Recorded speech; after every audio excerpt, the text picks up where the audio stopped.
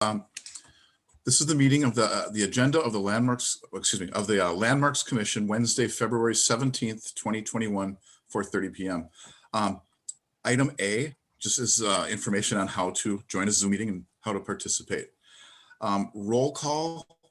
We noted that two of the members are absent, and we're waiting to see if Justin indeed does join us. And I saw something happen here. Okay. Oh, there you go. Hey, there he is. But you're not Ann. Your name's not Ann, though. Item C, approval of the agenda for tonight's agenda. Has everybody taken a look at tonight's agenda, and do we have a motion to approve tonight's agenda? I'll second that. Okay, all in favor? Aye. Aye. Any nays? Okay, the ayes have it. Item number D, approval of the minutes from the December 16th meeting, which are down below. And I was not at that meeting, so I will have to leave that up to you guys if you think that all looks correct. I'll make a motion to approve. Second. Okay, all in favor? Aye. Okay, I'll abstain because I wasn't there, but so the ayes have it. Item E, number 1, certificate of appropriateness 20-18, consideration with possible action on a design review for a sculpture installation at 112 North Adams Street.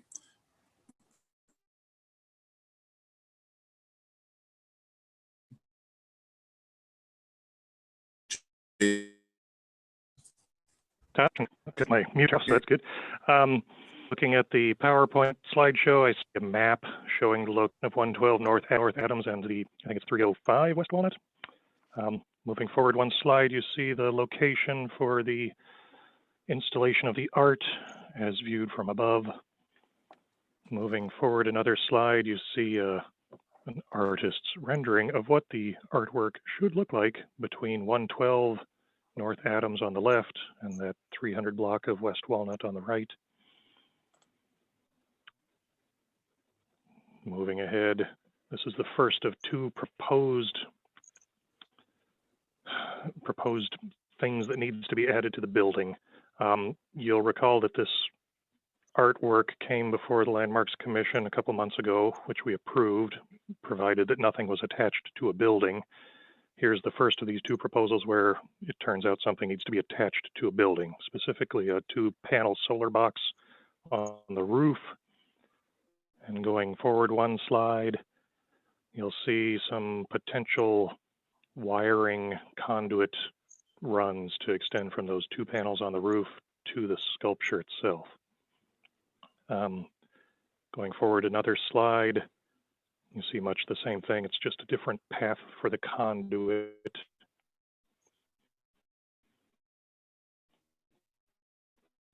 So one more space of building. And if I go forward one more slide, by my count, takes me to the recommendation. The recommendation is that we approve adding the solar box to the roof, provided that everything's sealed up once it's gone, and recommend approval of attaching the wiring conduit to the exterior of the building, provided that everything is attached through hardware that is embedded solely in the mortar between the bricks and not in the face or edges of the bricks. And 3, that everything's patched up once it's removed.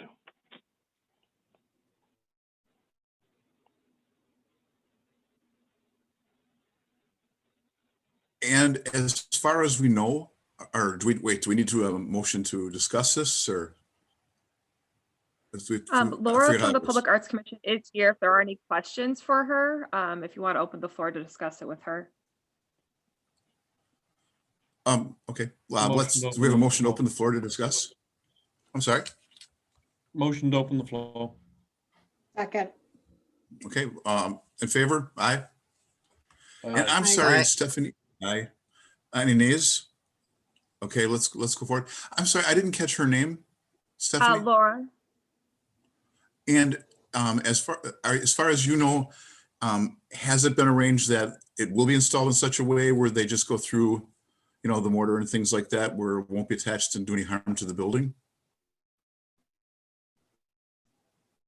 Yes.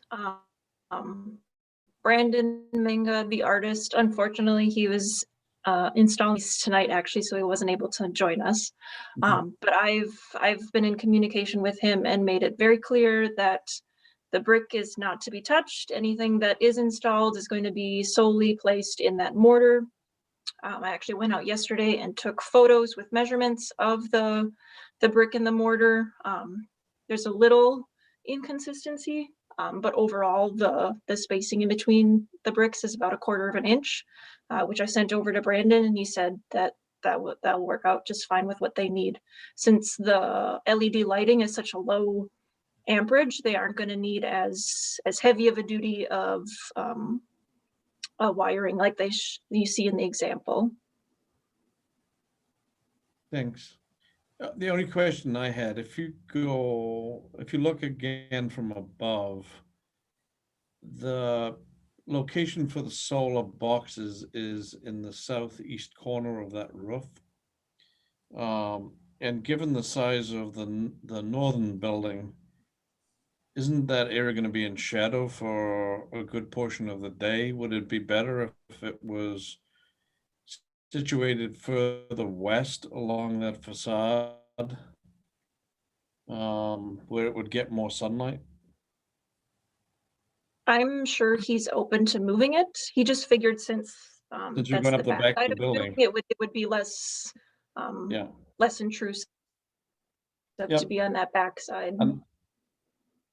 I'm not sure what the size of those panels are. I was just, yeah, I'm not sure if he needs all of that sunlight in order to power it.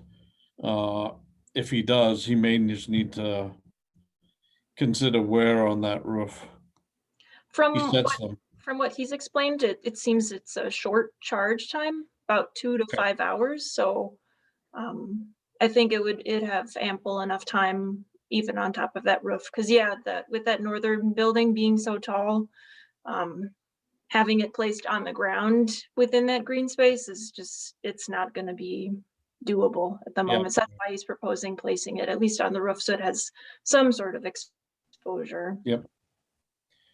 And the building owners are A-okay with everything that's being proposed? Yep. Okay.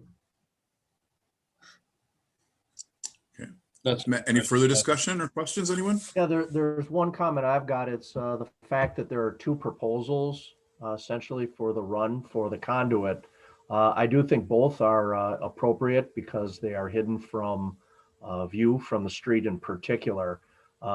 But I just want to make absolutely sure we're approving one or the other or both of those, but not just a different scheme. So if we're approving both of those, I'm fine with that. But I think we should limit it to the 2 proposals. I'd concur with that. Okay, Yeah. I concur. You could make that your motion. Okay. All right. Unless there's so- more discussion, I'll make a proposal. Oh, shall we return to regular business up first? A motion to return to regular business? Anyone? So moved. Second. Okay, all in favor? I, Okay, aye. Aye. Okay, David, would you like to I'll make make a motion? a motion that we approve with either of the 2 conduit schemes, plus recognizing Ian's concern about placing of the solar panels. I'll second that motion. Okay, all in favor? Aye. I,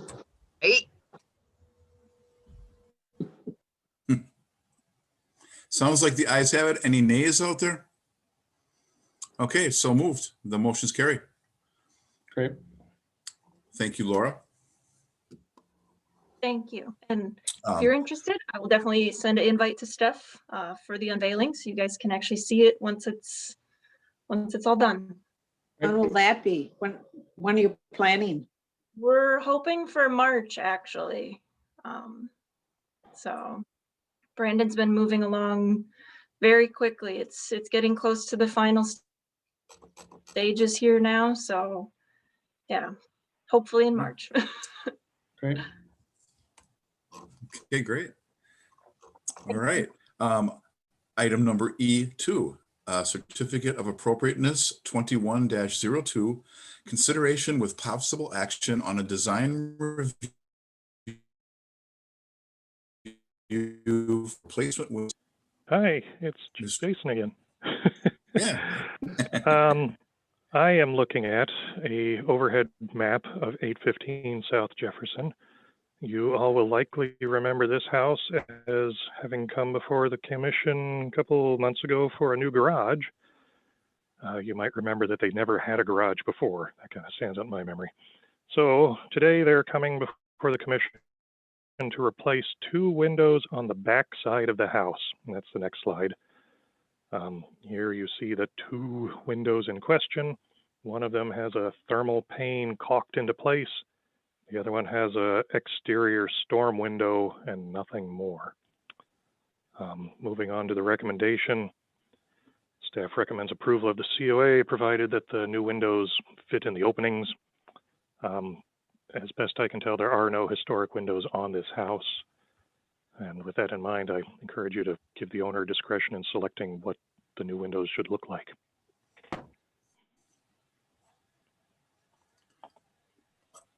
Would anyone like to open, do we need to open the floor to discuss this, anyone, or would someone like to make a motion? I'll make a motion to approve as presented.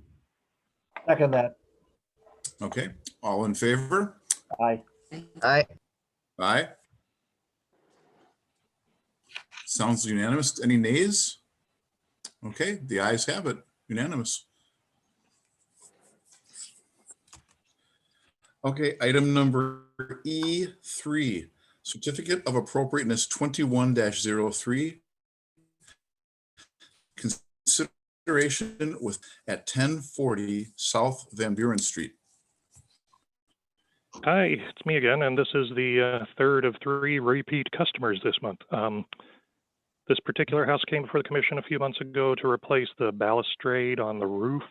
You may remember that, brick piers. In this particular application, if we go forward to the next picture, I see 79 picture of the house, and we're looking at those white columns in the carport. I hate listening to myself. Next slide, a picture of the columns as they exist today.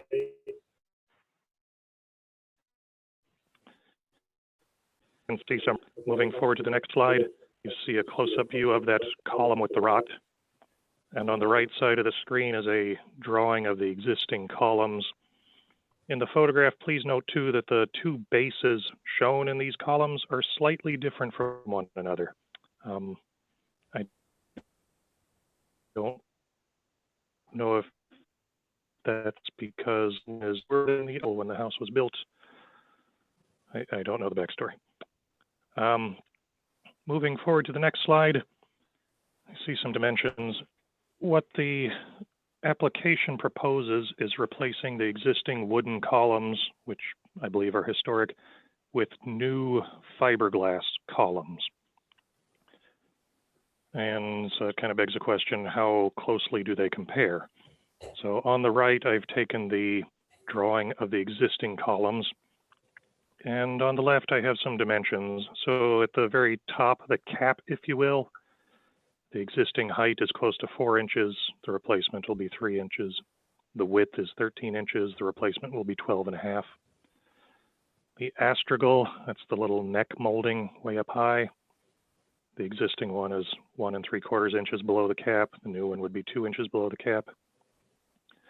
The entasis or taper of the column, so that's the diameter of the column at the top of the shaft and the diameter of the column at the bottom of the shaft. The existing one has 2.5 inches difference there. The replacement would be down to 1.5 inches difference. And at the base itself, the base height currently is 4 3/4. The replacement would be over 6. The base width currently is 15.5. The replacement would be 13 inches. Then in the written recommendation, not just the slideshow one, but in your packet, I note Secretary of the Interior standards, items 2, 5, and 6, number 6 in particular, deteriorated features will be repaired rather than replaced. Where the severity of deterioration requires replacement, new features will match the old in design, color, texture, and where possible, materials. And with that in mind, the recommendation here in the PowerPoint slideshow, staff recommends approval of removing and replacing the brick and limestone piers, much as was done with the balustrade on the roof. The current piers are in need of reconstruction. They are no longer plumb. As for the wooden columns, what I have noted is that the applicant hasn't really demonstrated that the existing columns are beyond repair. I see one base that is rotted. And per the Secretary of the Interior standards, these elements should be repaired. And if replacement is warranted, it's my personal opinion that wooden replacements can be found that better match the existing dimensions. But I have to kick it back to you, or are the fiberglass ones close enough and happy enough? That's up to you.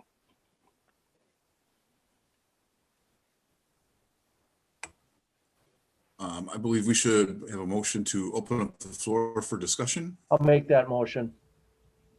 Second. Okay, all in favor? Aye. Aye. Aye. Any nays? Okay, let's talk about it. So, go ahead, David. I think you have something to say. I would like to hear if there is an owner or representative to address Jason's point about conditions of the columns in general, all 8 of them. Well, I can't confirm all conditions for all 8, but I can tell you at least 4 of them are in disrepair. The one with, as you can see, the one that he was specific on was the first one, also the bases. Not only are they out of plumb, but they are crumbling. Is it your opinion that the columns can be repaired? Without removing the bases, I can't truly tell you that have the answer for that because they are wood. My assumption is that based off the bases alone, that they are not going to be able to be repaired. And for the brick bases, are you proposing reusing that brick then? No, we are going to, and possibly if we can save the brick, when we would take it apart, and if not, we would use the same brick that we used on the posts on top of the roof that we previously did this past summer. Mhm. And for the record, that brick is a pretty close match. I mean, it blends right in. I live 3 doors down across the street, so I can see it from my front door, and it looks really good. And I hear Jason's point about trying to salvage that. I think I think when we looked at the ones for the balustrade at the top, is that the same material that's being proposed for these? No, that was a 5-pound material, which is more of a cellular foam based material. This is going to be a smooth fiberglass material that will actually texture wise resemble the wood ones very closely. Mm-hmm. And those will be painted out? It will be painted to match. That is correct.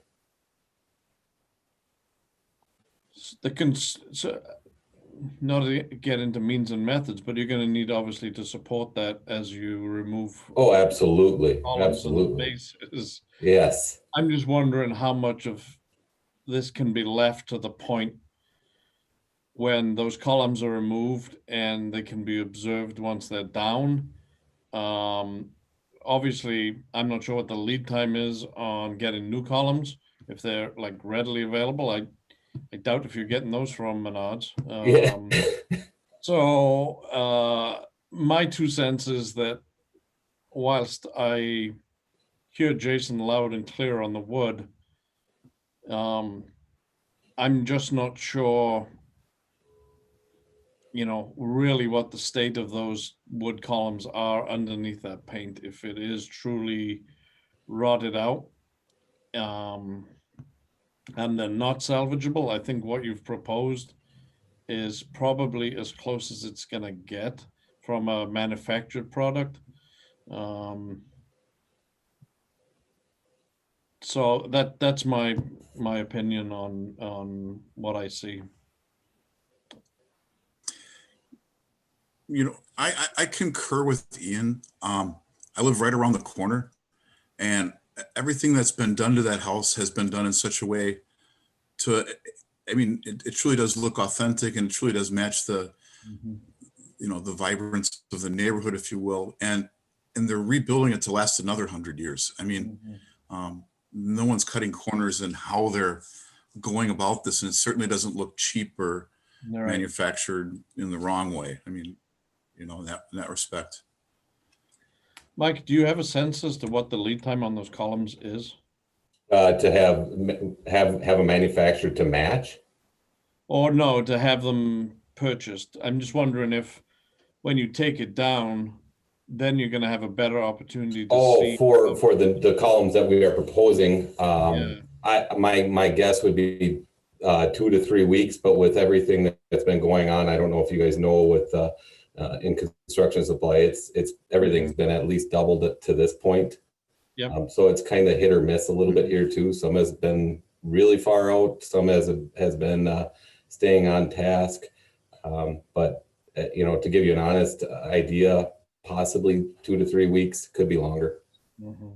I'm just wondering if those columns are actually hollow inside, which I'm guessing they are. These existing ones? Yeah. That would be my assumption as well. Yeah. Which is The vent holes in the sides of the columns, that's a pretty strong indication they're hollow. And then the seams, you can see they're made of vertical pieces glued together. Yeah. Well, I'm pretty comfortable accepting that these things are unlikely salvageable. I don't think it'd be fair for us to put these folks in a position where they buy the columns, have the columns on site, then assess the columns, the old ones, to see if they're salvageable. So I would support going ahead with these replacement columns. I was particularly impressed with just how close they are, the proposed replacements with what exists there, because it's going to be indistinguishable from the street or even from close up. And by the way, I live nowhere near that neighborhood. But I'll second that. Yeah, I am impressed with. I don't either. Yeah, I'm impressed with the effort to find something that matches.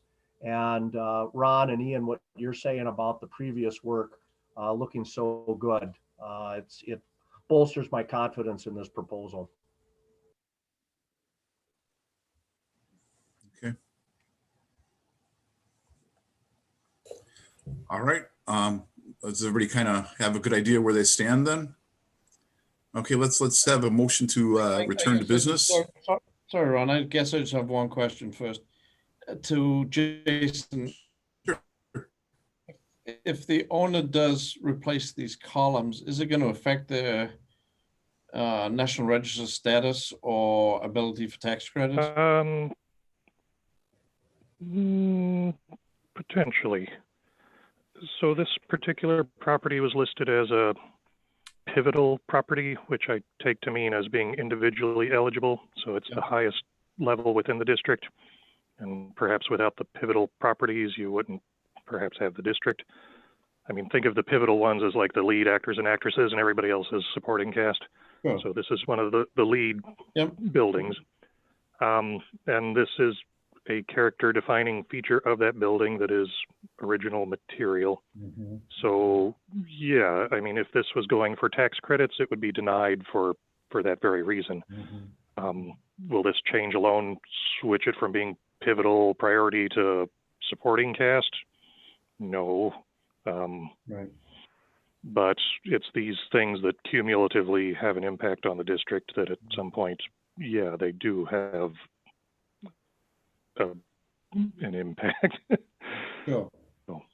I think if the columns that were being proposed were, not dark columns and they weren't,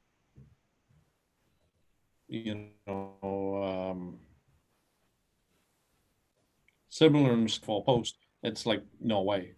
But I think given what's been presented, I have to believe that that's probably a pretty good solution for everyone, particularly if the brick bases are rebuilt plumb and whatever footings need to be modified to keep them for the long term from heaving or splaying, then I concur. I think this is a good recommendation.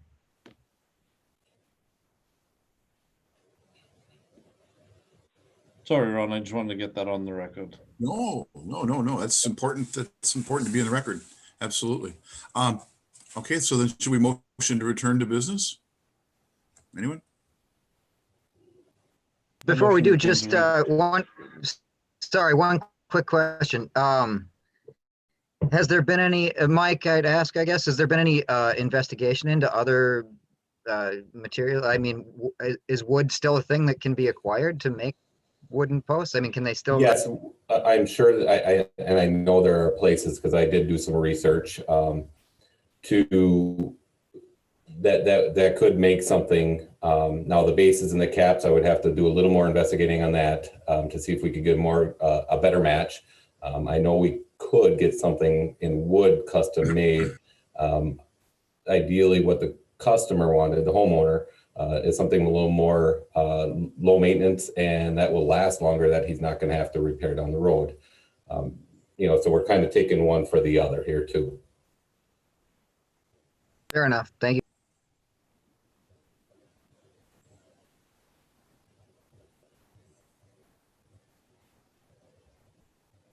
Well, everybody ready to return to regular business?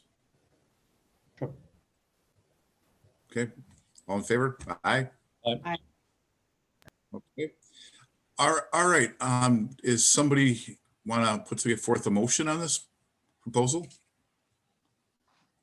I'll make a motion to approve as presented. As presented by I mean, the I'll second it. by the proposal. Okay, I can second it, right? Second it. All in favor? Aye. Aye. All right. Are there any nays? No? Okay, then it carries unanimously. Oop, Thank you. Thank you, Mike.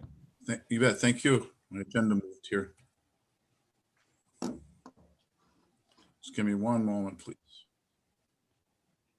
All right. Okay, here we go.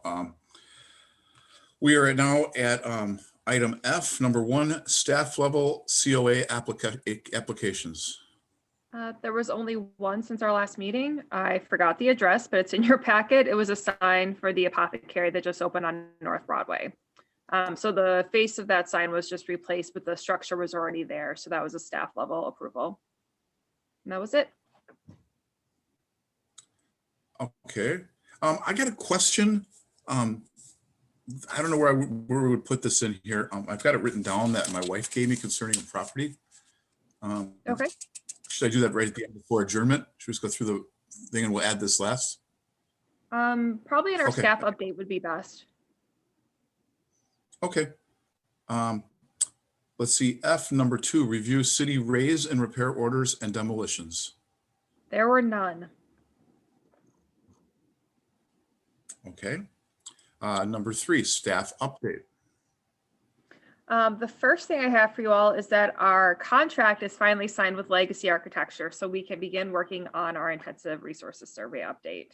Great. So great is Nice. right, because Jason and I took a long time pretending to be lawyers to figure out how to get that contract signed, and it's finally signed. So field survey can't start until I think they said around March, depending on the weather. So we're going to be doing a lot of data dumps with them, trying to get them all the data that we have here at City Hall, making sure that they can do some background research to start. And then they'll be coming to this body to try to work through what the phasing is going to look like, where the priorities lie, how large those areas need to be. So you guys will be the first step in trying to figure out where they will be doing those surveys to start. So once we have more information, we will forward it on to you. But it'll likely just be something that happens at one of our standing meetings. And they'll just be an agenda item. So that way we can kind of have like a workshop together with them. Okay. So that's been taken care of. Something that I have that's kind of a little unorthodox. Our plan commission has a vacancy right now. And I was bragging that my landmarks commission is full of rock stars. So I was hoping that one of you guys has a rock star friend that maybe wants to sit on our plan commission. So if you know anybody who is interested, please forward their information to me and I can try to set them up with the mayor's office. We just lost a lawyer, so legal background would be great, but really it's anyone who's got interest in development, zoning, land use policies, or just interested in getting involved in the community in a good way. But I figured I want to ask people who I know who are invested in a commission if they had any friends or colleagues that would be interested in doing something like this as well. Can you give a little more description of what the job would be? Or what the Plan role Commission would meets be? a little bit more than Landmarks Commission. It's typically twice a month, and they deal directly with zoning and land use policies. So the planners on our staff, we have 4 of them. I'm one. We run through map amendments, rezonings, conditional use permits, basically the work that has to be done to land before it can be developed on.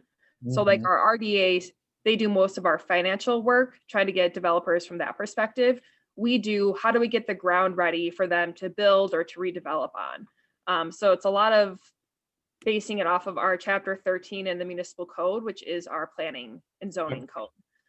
So there's some subdivision work, but most of it is just different land use and zoning qualifications that we have.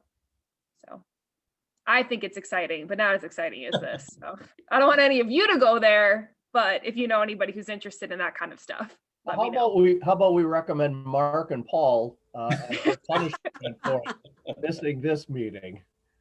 That's right. That's always how it goes, right? That's fair. And Stephanie, if you look at us as rock stars, what genre of music do you envision at this meeting? I don't want to go there on public record anyway. Maybe that's like over beers kind of conversation.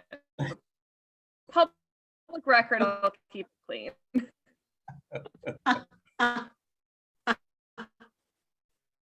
So that's everything that I had. I don't know if Jason had anything, but if not, Ron, if you want to go next, I'm not really sure what you're going to present, but I'm excited to find out. Yeah, I don't really have anything. Sorry, I was muted. Okay. My wife walked in and she handed me a slip of paper and she wants to know who she talks to about how do you get a property on the historical register. And specifically, she is asking about the old Joanne's Grocers building / stable in the alley between Quincy and Monroe, bordered by Crooks and Stewart Street. I know exactly the building that she's talking about back there. Building may be eligible for National Register listing. The owner basically needs to be on board with National Register listing. Typically, the owner would hire somebody to write the National Register nomination, and once on the National Register, it'd be eligible for tax credits for rehabilitation expenses. Okay. Which one of you should I have her contact where you could kind of walk her through that? Because I believe she knows the property owner. I think either would be fine. So we have something on our website that's for the local listing. If someone just wants something locally designated, then we bring it through our process.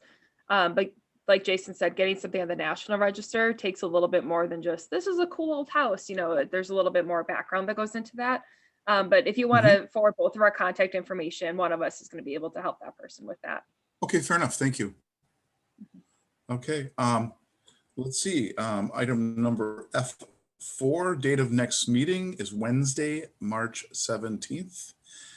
And we will have a entertain a motion to adjourn. Oh, first, I won't be at the March 17th meeting.